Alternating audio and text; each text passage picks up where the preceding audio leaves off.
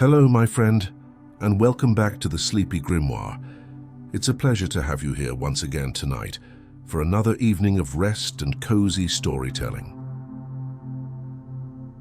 There are places that can't be found on maps, but only when the soul is ready to discover them. Places where the cold doesn't freeze, but comforts, and where lanterns shine like stars caught in ancient branches. This is one of those stories, an invitation to wander through a village that feels like it came straight out of a dream. A village where cats guide your steps, the air smells of fresh bread, and every detail hides a promise of mystery. At the heart of this place rests a bookstore unlike any other. It isn't built solely of wood and stone, but of the subtle substance of secrets and memories. Among shelves that whisper titles and books that warm your hands, you'll find characters who seem to know your name before you've even spoken it. It's a space that doesn't just hold stories, it creates new ones, alive and unexpected. Tonight, you'll be invited to walk through those magical corridors, where every room reveals something hidden and every encounter opens a new path. It's a quiet and cozy journey made of soft light, familiar scents, and silent discoveries. Perhaps in the end you'll realize you weren't just visiting a story. You were part of it, page by page, as if you had always belonged there. The bookshop beneath the lantern tree. It awakens slowly, like someone rousing from a dream that refuses to end, and realizes they are not in an ordinary place. The village stretches before them, blanketed in snow that doesn't chill, but sparkles like sugar crystals scattered atop a freshly baked cake. The houses have sloped roofs, and gentle smoke rises from the chimneys like peaceful breaths. The air is crisp, just cold enough to redden the skin, but welcoming, like a heavy blanket that warms without smothering. Everything there feels as though it was made to awaken a sense of wonder. He understands it's not just a landscape, it's an invitation to step into a world filled with silent secrets. The first guides are not people, but cats. They appear quietly, gliding along the stone alleys with the elegance of those who've known every corner since time began. One of them, with grey fur, approaches and brushes against his leg, then walks ahead as if inviting him to follow. Others appear, always glancing back to make sure he doesn't lose his way. It's impossible not to surrender to this silent guidance. The cats make no sound, but their presence speaks louder than any word. In that moment, it becomes clear. There is a path meant for him, and the cats are just the first sign. With every step, the air carries a scent that seems to pull at old memories. It's the smell of fresh bread, golden, with a crisp crust and a soft, warm center.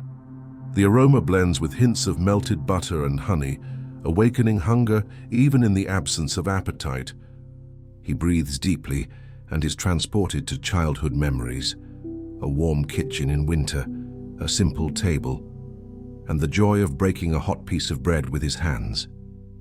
In the village, the smell of bread isn't just food. It's a language, a gesture of welcome, proof that this place was meant to be felt, not just seen.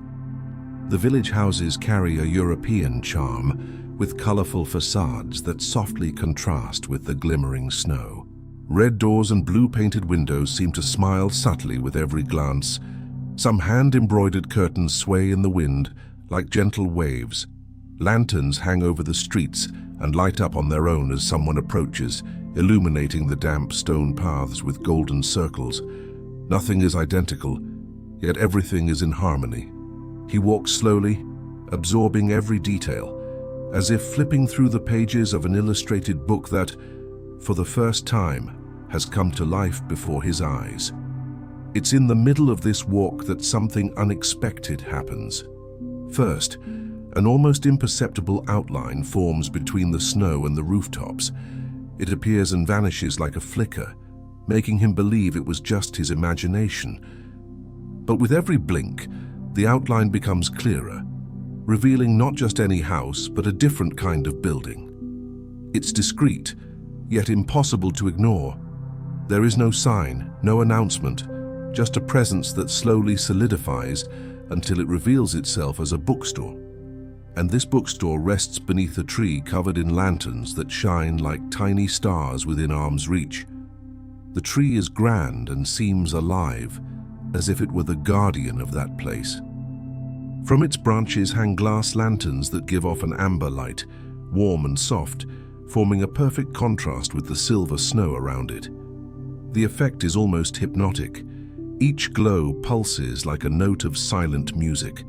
The cats, who had guided him up to this point, stop at the entrance and watch him, as if they're about to introduce the next chapter of his journey. He then understands the village was only a prologue. The true mystery, and perhaps the true reason for his arrival, begins there, inside that bookstore lit by hanging lanterns. As soon as he crosses the natural arch formed by the glowing branches, the atmosphere shifts. The air feels warmer, scented with a blend of old paper, polished wood, and a faint hint of cinnamon. The bookstore door creaks softly as it opens, as if it had been waiting for him. Inside, the space defies logic. The rooms seem to stretch, shrink, and breathe as he moves through them. There's no rush to reveal their secrets, as if every step were part of a silent ritual. The lantern light passes through stained glass windows, painting the floor with golden and bluish patches that dance like reflections on water. The shelves are not still. Some lean slightly, as if listening. Others whisper barely audible words, titles of books that seem to want to be chosen. As he runs his hand along the spines, he feels a gentle warmth, as if each book had stored the coziness of a fireplace. The feeling isn't just of flipping through stories, but of touching them alive, like sleeping animals breathing beneath leather and cloth covers. Everything there seems to pulse, as if the bookstore were a living creature and he had simply stepped into its heart. That's when a figure appears. An elderly woman with white hair tied in a bun, wrapped in a shawl embroidered with silver threads that shine with the same glow as the lanterns. She smiles before saying a word, like someone recognizing an old face. "Welcome," she says, without asking who he is. Her name is Mirla, and her voice sounds like the pages of an old book being opened for the first time, firm yet warm. He notices something curious. Mirla doesn't look at him as if she's just met him, but as if she already knows his secrets, his fears, and even the dreams he keeps in silence. Mirla leads him through a narrow hallway, while cats walk along the ledges of the bookshelves as if they were part of the furniture itself. She speaks of the space the way someone would talk about home. This bookstore changes according to the needs of whoever enters, she explains calmly. It knows what you're looking for even before you do. He feels a chill, not of fear but of recognition. It's as if the walls are listening to his deepest thoughts. With every step, a new shelf appears, full of books that seem to call out to him by name. But this isn't just about exploring endless shelves. Mirla lets slip in an almost conspiratorial tone that there's a mission underway. A book has gone missing. Not just any book, but something that challenges the very essence of the bookstore. The story that hasn't yet been written.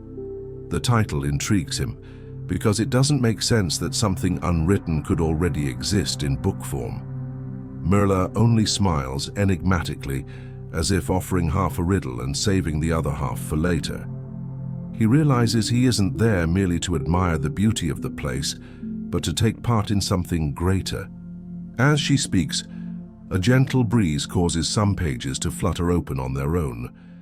It's as if the bookstore itself is confirming that the mystery is real. He touches a nearby volume and feels a faint vibration, almost like a heartbeat. The notion of time begins to blur. The pocket watch no longer marks the minutes, and the windows no longer show the sky. There is only the living space of the bookstore and the promise of a challenge. Mirla places a hand on his shoulder and says, "To find the book, you'll need to explore places few have dared to go. And with that, the door to the hidden halls opens. When Mirla opens the concealed door behind a bookshelf, the atmosphere shifts. The air grows heavier, as if each room holds stories that weigh and breathe all at once. He steps into a wide hall lit by candles that never seem to melt. In the center, tables covered with unfinished scrolls sit waiting like letters left mid-sentence. This is the Hall of Untold Stories. When he touches one of the scrolls, words begin to slowly appear, forming lines that speak of interrupted fates.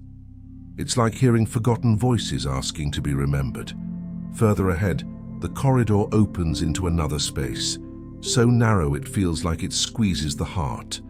It's the Hall of Happy Endings. The walls are lined with framed pictures, each showing a scene of joy, reunions, embraces, promises fulfilled. But there's something curious. Some frames are empty, as if waiting for someone to write their own conclusion. He feels a strange pang, as if he too carries unfinished stories within his chest. Mirla watches silently, as if knowing that each person sees a reflection of themselves there. The path continues to the Garden of Forgotten Narratives, an inner courtyard covered in vines that smell of damp earth and jasmine. Books rest on stone benches, and flowers grow between the open pages, as if nature had claimed the stories no one else remembered. He kneels to touch one of these volumes and notices the text shifting with his mood. With every blink, new phrases bloom, like seeds reborn. There's a sweet melancholy in the air, a reminder that even what's forgotten can blossom again. In these spaces, he finds micro-stories that rise like whispers. On a table, there's a letter written by a character who never had a voice. Reading it, he feels the anguish of someone who waited to be heard, and finally is. In another corner, a small book remains closed, only opening when a tear touches its cover.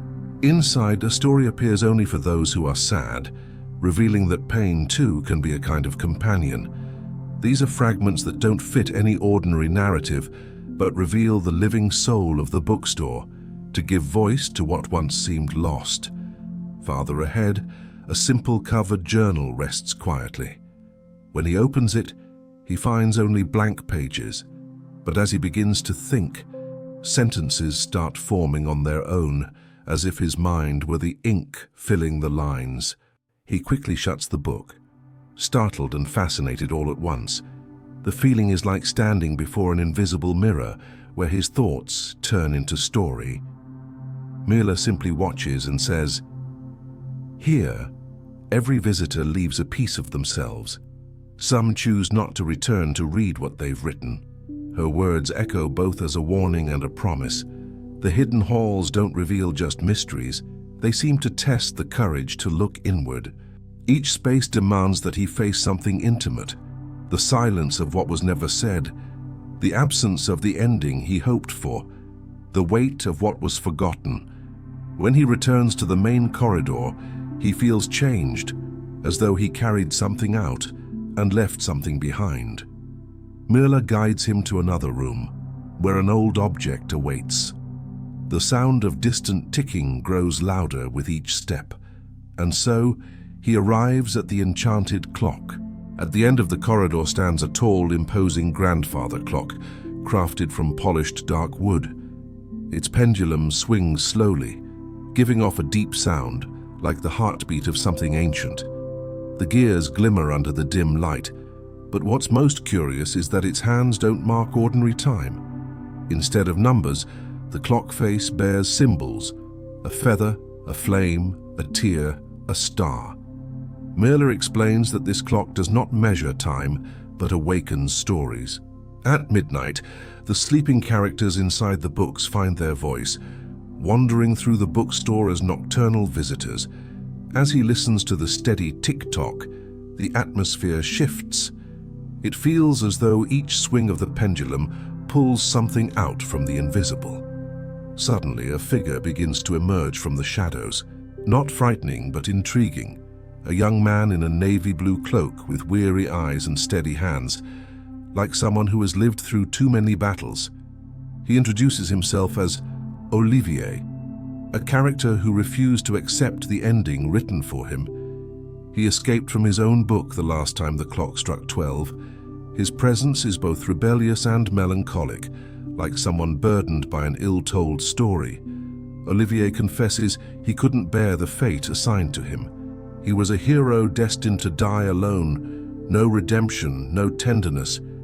"It's not fair for a life to end without a chance to begin again," he says in a deep voice filled with humanity. He found refuge in the bookstore, among stories never written or left unfinished. And now, upon seeing a human visitor, he sees the possibility of changing something. Merla watches silently, as if she always knew this meeting was inevitable, part of the secret thread that connects reader and character. Together, they pass through a side corridor and reach a different section of the bookstore, the Shelf of Regrets. The shelves are tall and filled with books that glow with a bluish light, as if made from condensed memories. Touching any cover sends a shiver through him.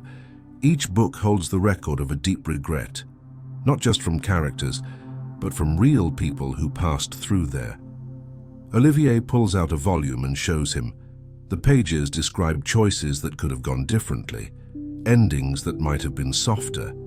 It's a place of sorrow, but also of quiet hope.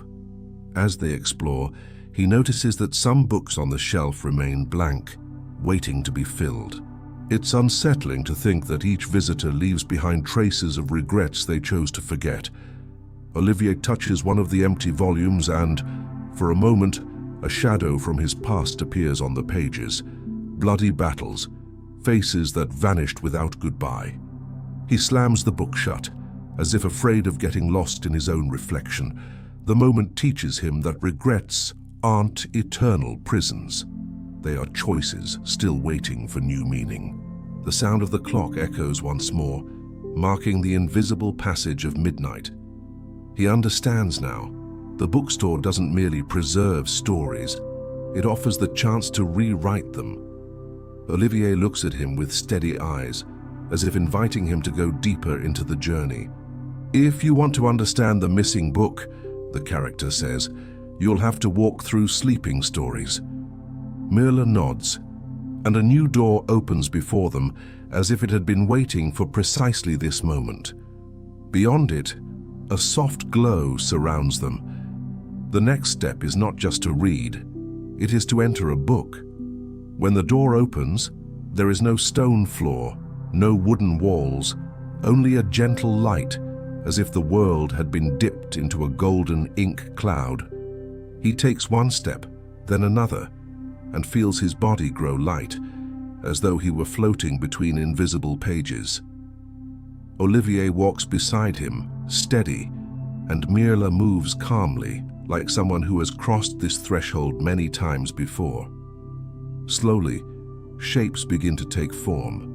Tall trees with bluish canopies, a river shimmering like liquid silver, and a sky that looks as though it were hand-painted on parchment. Everything around them pulses, like a story breathing. At the center of the scene, a girl appears. Small, dark-haired, with sharp eyes, she carries an empty lantern. She walks along the riverbank, as if searching for something that refuses to be found. Merla whispers that this is the protagonist of the dormant narrative, waiting for someone to step in and live it with her. She's searching for bottled moonlight, the woman explains, in that cryptic tone that never gives everything away. The girl's goal is to trap the moon's light inside the lantern, believing that by doing so, she'll never again be alone in the dark. He watches as the girl steps to the water's edge and raises the lantern, trying to catch the moon's reflection as it dances on the surface. But each time she tries, the light slips away, dissolving into gentle waves. Olivier watches the scene with a mix of tenderness and unease. He, too, seems to see in the girl's efforts a shadow of his own longing, to change a written fate, to grasp something always slipping through his fingers. A deep silence falls, as if even the trees are holding their breath, honoring the fragility of the moment. Moved, he steps closer to the girl and gently asks why she wants to trap the moonlight so badly. She answers with a disarming simplicity. "Because if I keep the light, I'll never be forgotten." Her words echo like a mirror, revealing not just her loneliness, but that of everyone who has ever longed to be seen. Mirla lays a hand on his shoulder, a quiet reminder that every story is also a lesson. "We don't always have to hold on to the light," she says softly. "Sometimes it's enough to see where it already lives." The girl looks at him, puzzled, as if she's on the verge of understanding something much greater. At that moment, Olivier steps forward and speaks, his voice tight with emotion. "The light doesn't have to be trapped to be yours. It already lives in those who look at you with love." The girl furrows her brow, but soon her eyes begin to shine, not with the moon's reflection, but with the warmth of being seen and understood. The lantern in her hands begins to glow gently, not because it captured the moon, but because it now reflects the flame born within her. He realizes the message reaches far beyond the scene. The search for bottled moonlight was, in truth, a search for belonging and acceptance. The scene around him begins to dissolve slowly, like pages turning under an invisible hand. The girl smiles, and that smile becomes the last image before everything fades into light. When he regains his senses, he's back inside the bookstore, alongside Olivier and Mirla. But something is different. The emptiness inside him feels lighter, as if he'd learned, alongside the girl, that light doesn't need to be held in order to shine. Mirla gives him a knowing smile, and the distant sound of pages turning fills the air.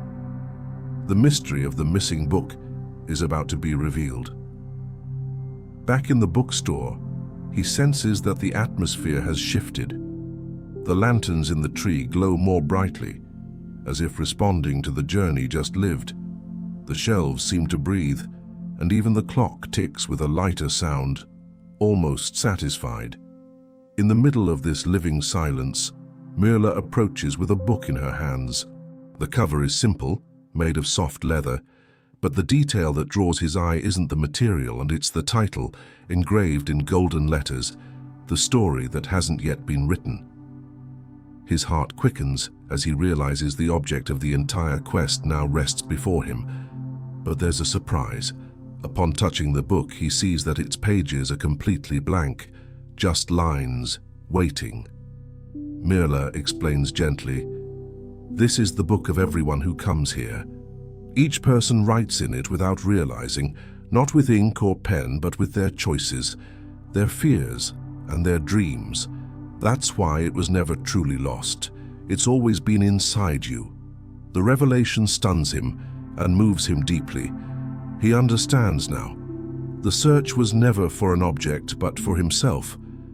Olivier watches silently, but his eyes glimmer with quiet emotion. He, who had once run from a written fate, now sees the chance for something new. Mirla turns to him and, with a simple gesture, returns a different book, his own story, but with the final pages blank. "It's not the ending that matters," she says, "but the courage to rewrite it." Olivier smiles for the first time, a small, real smile, before fading slowly, returning to the world he came from. But now, lighter, more whole. He remains there, still holding the book. Its weight isn't physical, but symbolic. Carrying your own story is never easy, but always necessary. The lanterns above glow like witnesses, and the cats curl around his feet, as if approving of how it all ended. It feels like every moment of the journey was carefully woven to lead to this, a quiet completion. No applause, no grand finale, just the deep peace of a cycle closing in silence. Mirla hands him a steaming cup of tea, fragrant with honey and orange peel.